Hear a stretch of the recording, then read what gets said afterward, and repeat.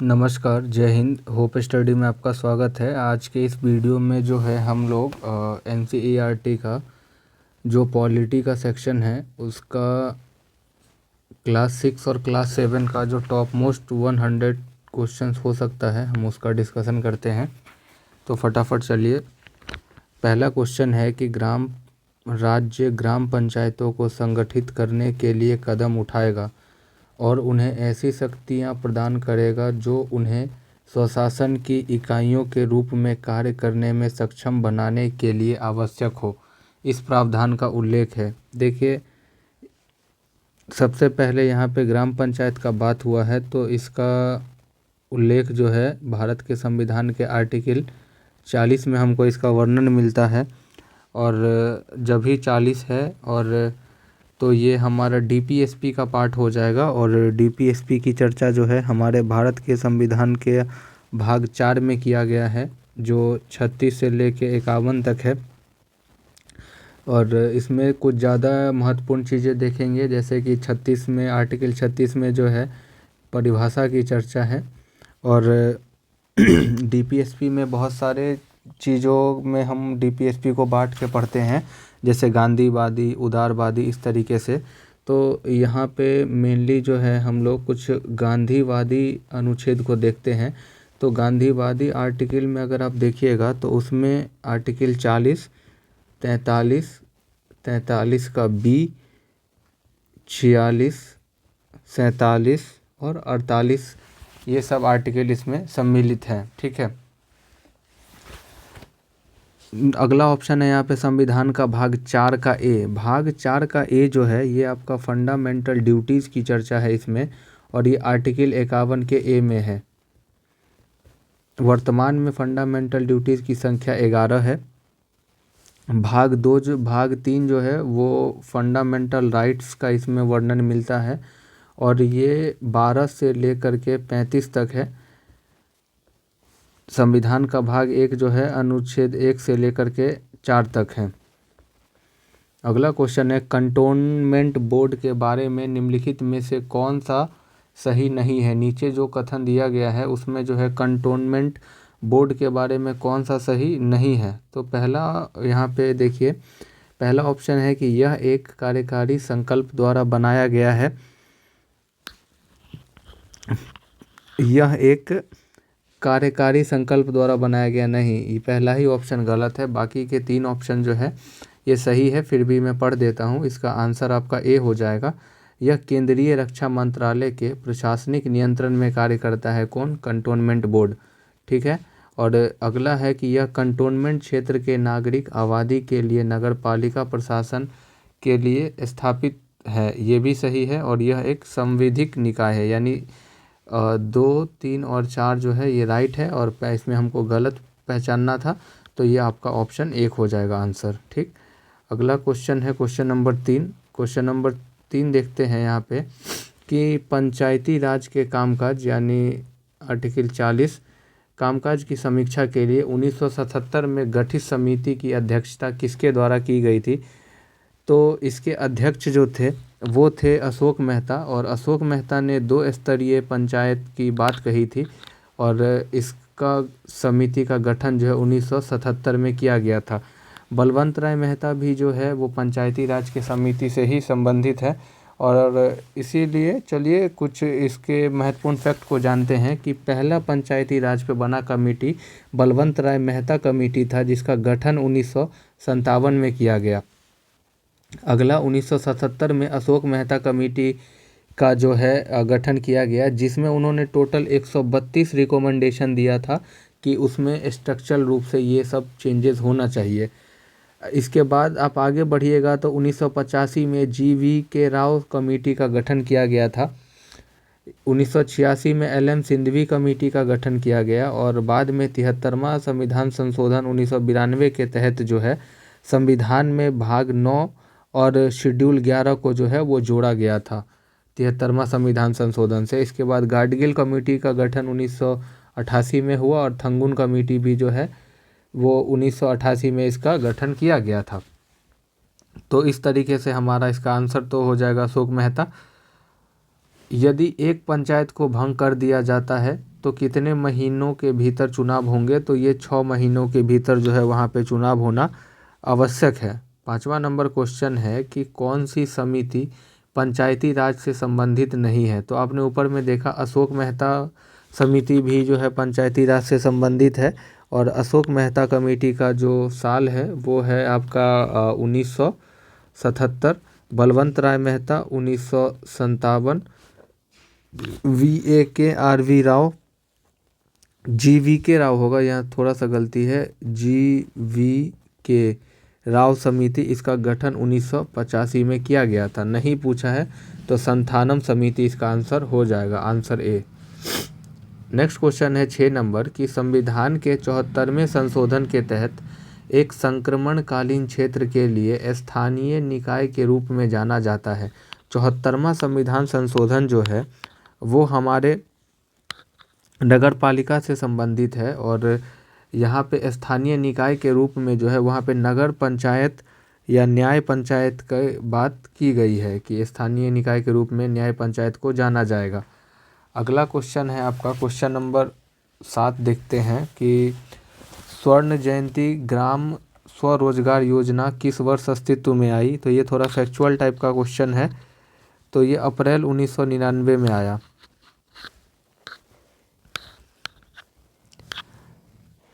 यहाँ पे 74वां संविधान संशोधन से थोड़ा एडिशनल फैक्ट देख लेते हैं। तो ये आपका 1992 में किया गया था, और भाग 9 का ए इसमें जोड़ा गया, भाग 9 का ए जोड़ा गया, और इसमें टोटल जो आर्टिकल की संख्या है वो 18 है, यानी इसमें टोटल 18 विषय हैं, 18 विषय के बारे में दिया गया है, और ये हमारी 12वीं अनुसूची में इसको सम्मिलित किया गया है। ठीक, तो क्वेश्चन 6 हो गया, 7 हो गया। 8वां क्वेश्चन देखिए यहाँ पे, पंचायती राज प्रशासन का प्राथमिक उद्देश्य निम्नलिखित में से क्या है।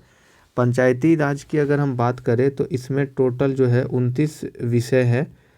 इसके बाद अगर आप देखिएगा तो 73वां संविधान संशोधन से इसको जोड़े थे, और ये हमारे भारत के संविधान के भाग 9 में है। पंचायती राज प्रशासन का प्राथमिक उद्देश्य जो है वो है सामुदायिक विकास कार्यक्रमों में लोगों की निरंतर रुचि को जगाना है।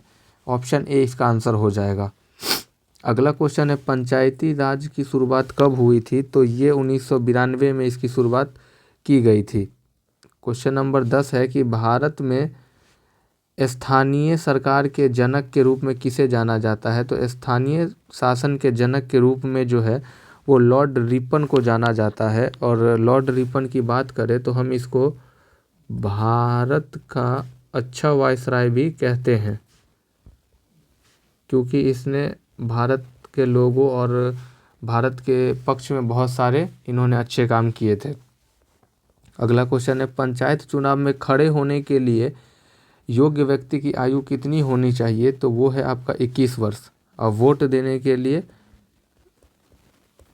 कहीं पर भी, पंचायत हो, विधानसभा,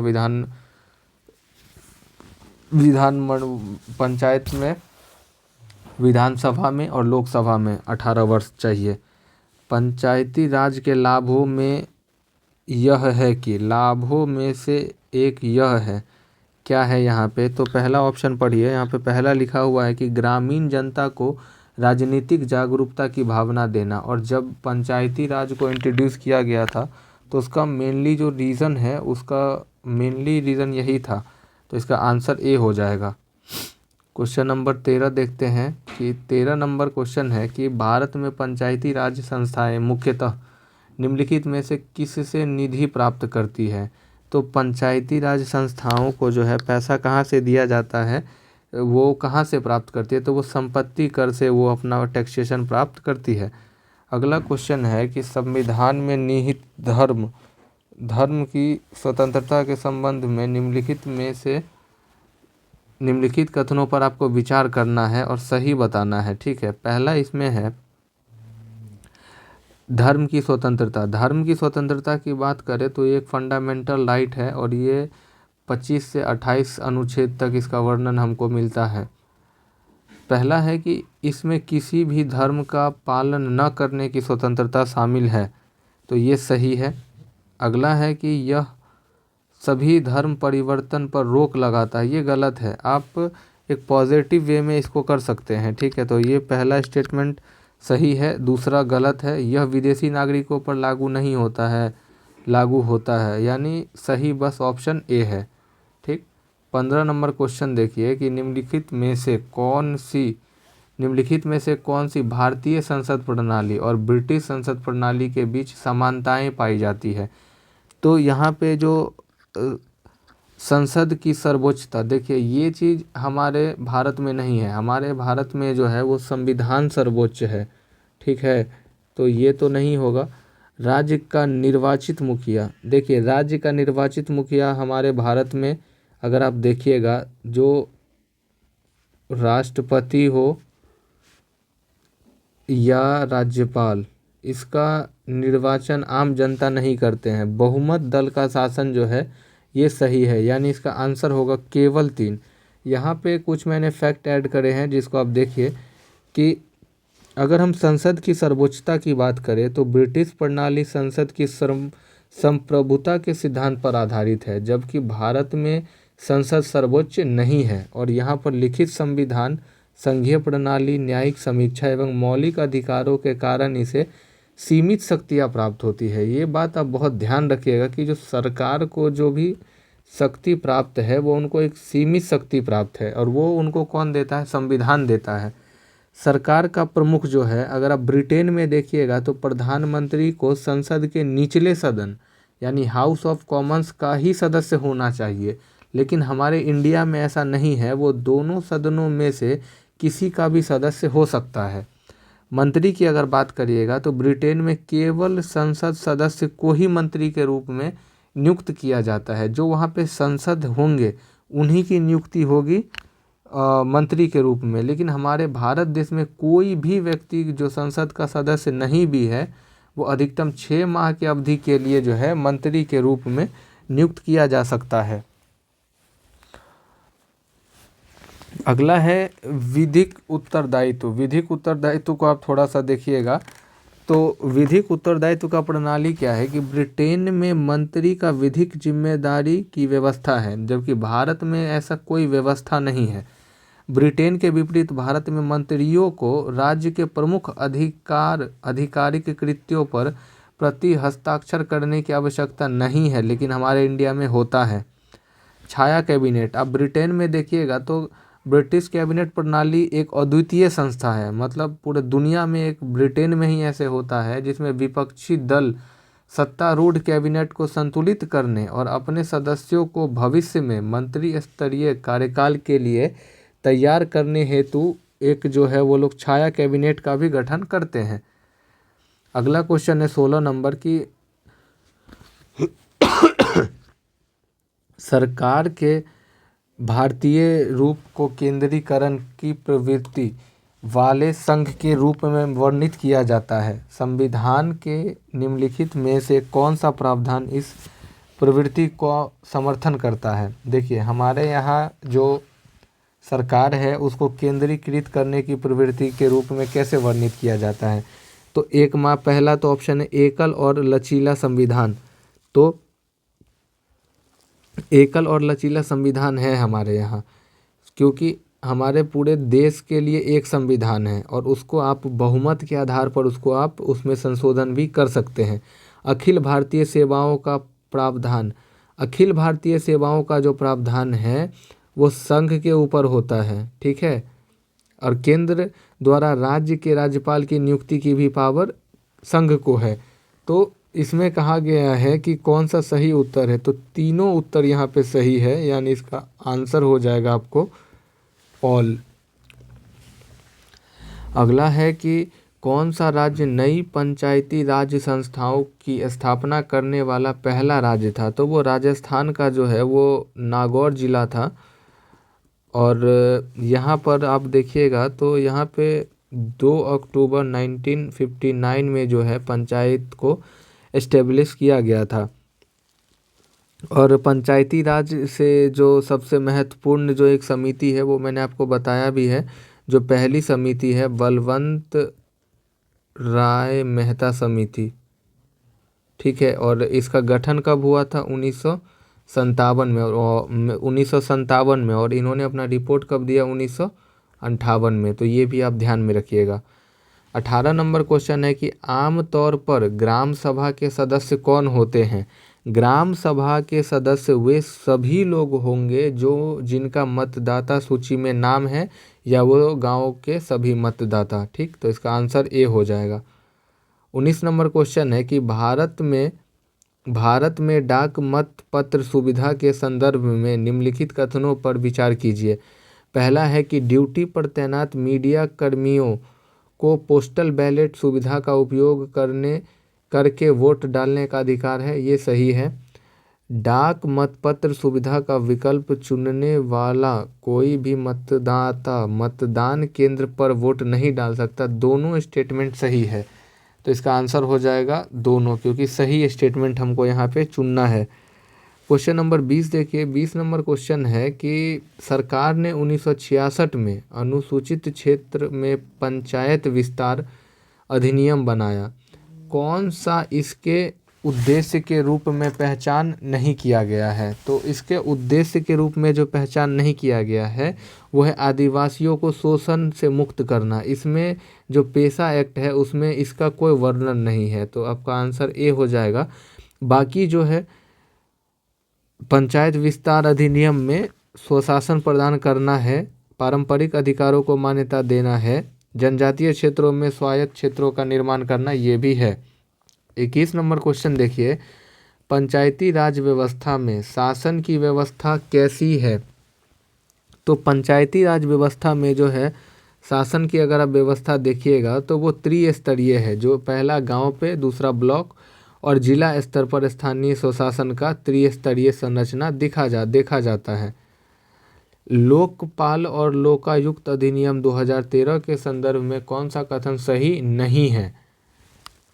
तो पहला स्टेटमेंट है यहाँ पर कि लोकपाल किसी भी लोक सेवक के खिलाफ स्वतः कार्रवाई कर सकता है, तो ये स्टेटमेंट सही है। यह ईमानदार और ईमानदार लोक सेवकों के लिए पर्याप्त सुरक्षा प्रदान करता है, ये स्टेटमेंट गलत है और आपको गलत स्टेटमेंट ही चुनना है। तो एक तो हमारा ए तो होगा नहीं, ठीक है, ए नहीं होगा। अगला चलते हैं, और बी गलत है, यानी इसका आंसर डायरेक्ट बी आ जाएगा। बाकी के जो सी और डी है वो सही है। यह लोक सेवकों को कानूनी सहायता प्रदान करता है जिसके खिलाफ शिकायत दर्ज की जाती है। सरकारी सहायता प्राप्त संस्थान लोकपाल के अधिकार क्षेत्र में नहीं है। क्वेश्चन नंबर 23 पे चलते हैं। 23 नंबर क्वेश्चन है आपका यहाँ पे कि किसी राज्य के राज्य लोक सेवा आयोग स्टेट पब्लिक सर्विस कमीशन के बारे में नीचे स्टेटमेंट दिया गया है, उस पर हमको विचार करना है। पहला स्टेटमेंट है कि इसके अध्यक्ष और सदस्यों की नियुक्ति संबंधित राज्य के राज्यपाल द्वारा की जाती है, तो ये स्टेटमेंट बिल्कुल सही है। इसके द्वारा की गई सिफारिशें केवल सलाहकार प्रकृति की है और राज्य सरकार के लिए बाध्यकारी नहीं है, ये भी स्टेटमेंट सही है। स्टेट पब्लिक सर्विस कमीशन की अध्यक्षता भारत सरकार या राज्य के तहत किसी अन्य नियुक्ति के पात्र नहीं है, ये गलत है। जो स्टेट पब्लिक सर्विस कमीशन का अध्यक्ष होता है वो अध्यक्ष के बाद भी किसी पोस्ट पे वो उसकी नियुक्ति की जा सकती है, और यहाँ पे सही स्टेटमेंट हमारा हो जाएगा 1 और 2, आंसर सी। अगला क्वेश्चन चलिए, नेक्स्ट क्वेश्चन है आपका कि परिसीमन आयोग के संदर्भ में निम्नलिखित कथनों पर विचार कीजिए। सबसे पहले यहाँ आया है परिसीमन आयोग। देखिए, परिसीमन आयोग का जो गठन है अब तक 4 बार किया गया है। वो क्रम है आपका, पहला 1952 में, दूसरा 1962 में, तीसरा 1963 में और चौथा जो है 1973 में इसका गठन 1952 में, दूसरा 1963 में और पहला 1952, दूसरा 1963, तीसरा 1973 और चौथा जो है वो 2002 में 4 परिसीमन आयोग का गठन किया गया है। 52, 63, 73 और 2002। चलिए विचार करते हैं नीचे। परिसीमन आयोग भारत की संसद द्वारा नियुक्त किया जाता है और भारत के चुनाव आयोग के सहयोग से काम करता है। तो ये स्टेटमेंट यहाँ पे गलत है। उसमें ये निर्वाचन आयोग की कोई भूमिका उतनी होती नहीं है या नहीं होती है। दूसरा, तो यहाँ पे आप एलिमिनेट भी कर सकते हैं, सही पूछा यहाँ पे, तो पहला तो आपका नहीं होगा और कहीं पे पहला और चौथा कट गया। दूसरा देखिए, भारत में परिसीमन आयोग के आदेशों में कानून का बल है और किसी भी कानून की अदालत के समक्ष प्रश्न नहीं उठाया जा सकता है परिसीमन आयोग के संदर्भ में। तो ये स्टेटमेंट आपका सही है, तो ऑप्शन बी सही है। दूसरा स्टेटमेंट सही है। तीसरा स्टेटमेंट पढ़ते हैं कि प्रत्येक दशक की जनगणना के बाद परिसीमन आयोग का गठन किया जाता है, ये गलत है। अगर वैसे देखिएगा तो अभी तक तो कितना सारा जनगणना हो गया, लेकिन 4 ही परिसीमन आयोग का गठन किया गया है, तो इसका आंसर हो जाएगा ओनली बी। नेक्स्ट चलिए कि भारत के संविधान में निम्नलिखित में से कौन सा सामाजिक न्याय और अधिकारिता के लिए विशेष रूप से प्रासंगिक है।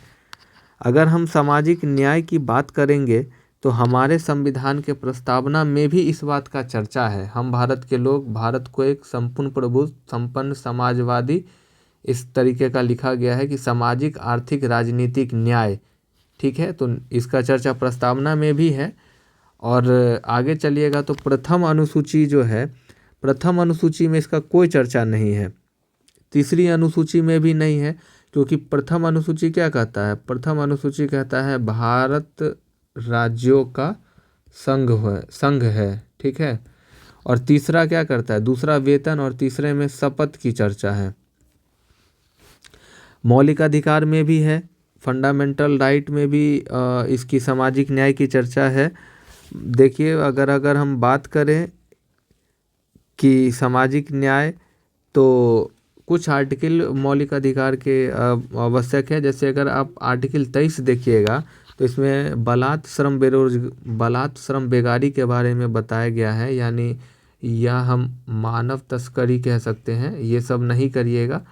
और 24 में क्या कहा गया है कि 14 वर्ष से कम उम्र के बच्चों को आप खतरनाक काम या कल कारखानों में काम में नहीं लगाइएगा, ठीक।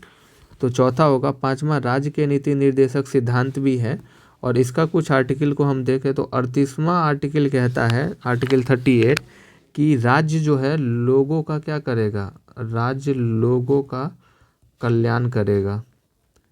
और अगला आर्टिकल अगर आप इसी का देखिएगा 39 का क्लॉज 1 कहता है कि जो मेल है और जो फीमेल है उसको क्या देना है, हमको सेम वेतन देना है। तो ये भी सामाजिक न्याय है।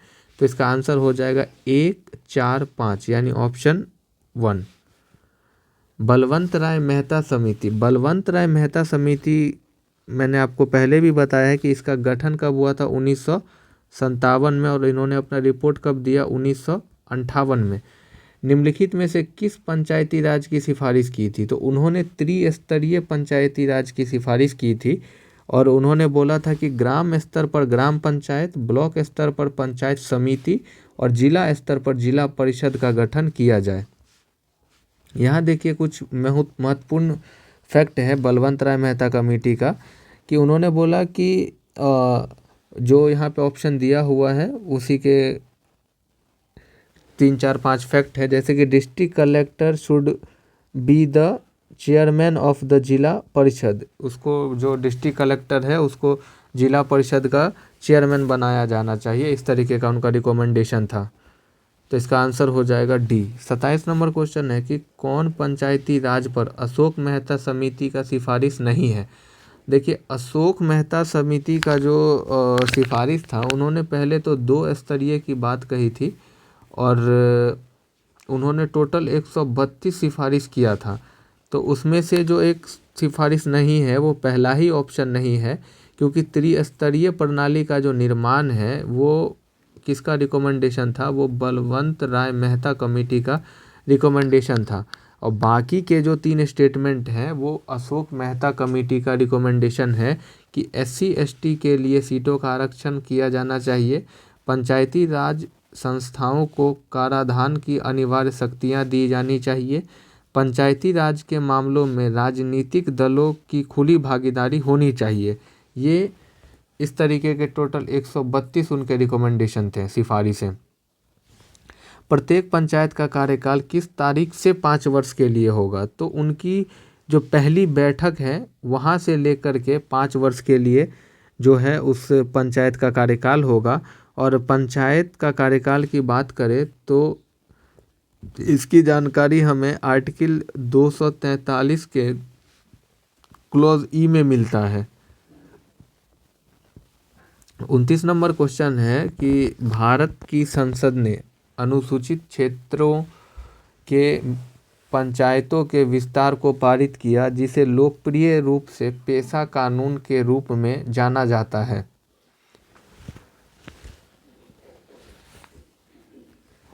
पेशा कानून के संबंध में निम्नलिखित में से कौन सा कथन सही नहीं है?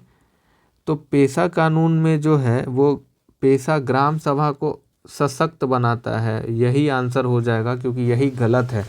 पेशा जो है वो ग्राम सभा को ना सशक्त बनाता है,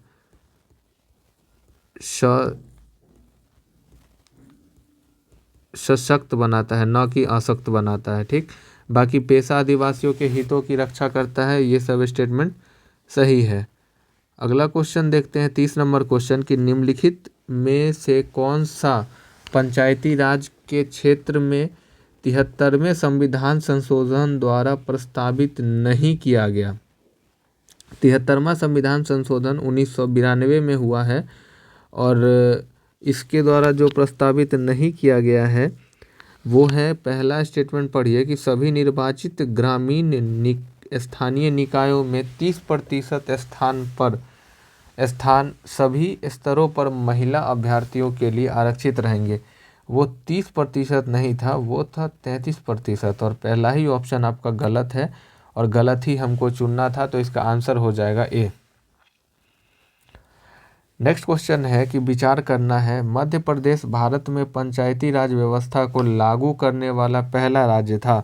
तो ये गलत है, एमपी नहीं था, वो था आपका राजस्थान। और राजस्थान में ये कब हुआ था? 2 अक्टूबर 1959 में। कहाँ पर? नागौर में। पहला स्टेटमेंट गलत। मंडल पंचायतों की सिफारिश अशोक मेहता समिति ने की थी, तो ये स्टेटमेंट सही है, ऑप्शन बी। 32 नंबर क्वेश्चन है कि कौन से भारत में केंद्र शासित प्रदेश कारण बनने या बनाने के कारण है?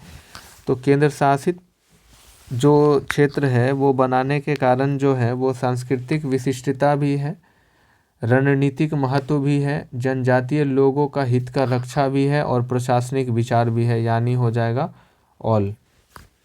1 2 3 4। पीएचसी का मतलब क्या होता है? पीएचसी का मतलब है पब्लिक हेल्थ सेंटर, यानी प्राथमिक स्वास्थ्य केंद्र।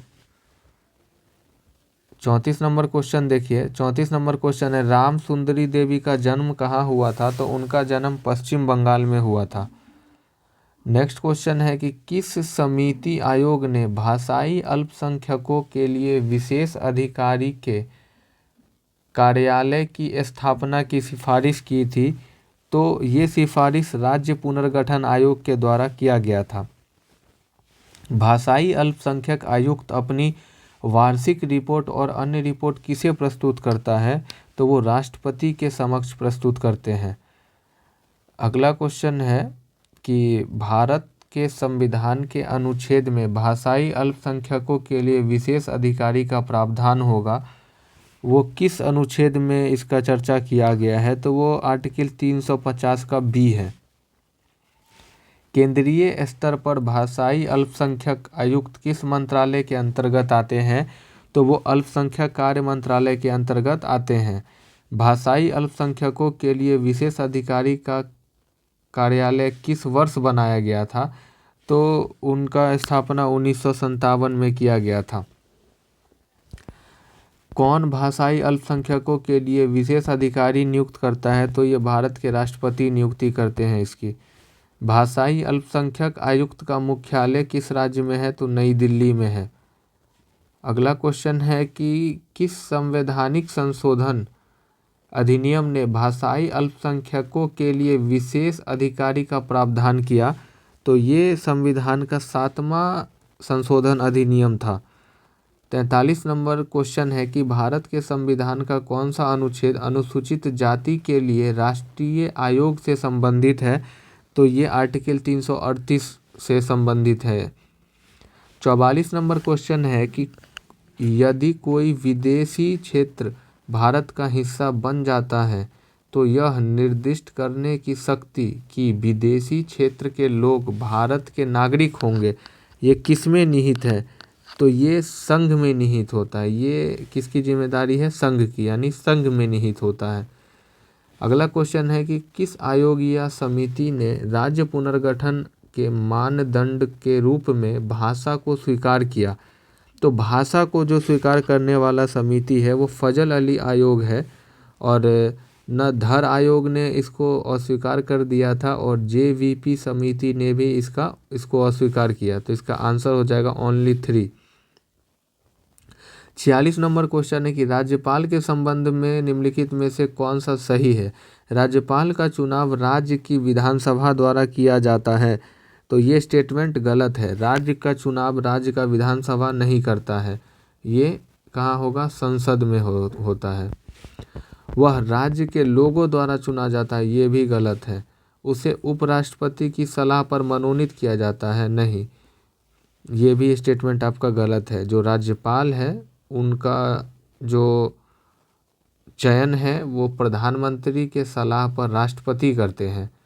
चौथा है कि उनकी नियुक्ति राष्ट्रपति द्वारा की जाती है। तो जी हाँ, बिल्कुल सही। इसका आंसर हो जाएगा केवल 4। नेक्स्ट क्वेश्चन है कि विचार करना है और सही का चयन करिए। प्रत्येक राज्य का एक राज्यपाल होगा, ये सही है। और अगला स्टेटमेंट है आपका कि एक ही व्यक्ति को 2 या 2 से अधिक राज्यों का राज्यपाल बनाया जा सकता है। ये भी सही है, यानी